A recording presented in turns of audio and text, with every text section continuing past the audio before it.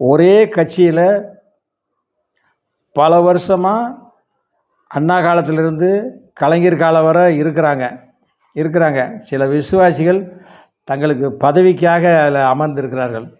வேறு விசுவாசங்கிறது துளி கூட யாருக்கும் கிடையாது. இப்போ இவரை சந்தோஷப்படுத்தணும், நம்மளை தற்காத்துக்கணும், அதுக்கு பதவி வேணும். கட்சி விட்டு கட்சி தாவி போனாலும் எந்த பதவி கொடுக்க மாட்டாங்க.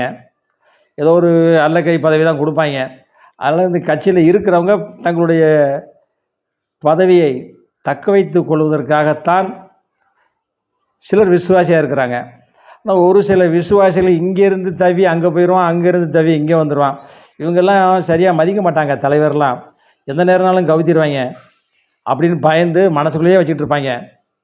ஓரம் கட்டிடுவாங்க. சந்தர்ப்பத்தை எதிர்பார்த்துட்ருப்பாங்க, டக்குன்னு கழட்டி விட்டுருவாங்க. இதுதான் விசுவாசிக்கு கிடைக்கக்கூடிய பரிசு தலைவர் கொடுப்பாங்க. அடுத்து சொல்லிவிட்டு அடுத்த வீட்டில் வர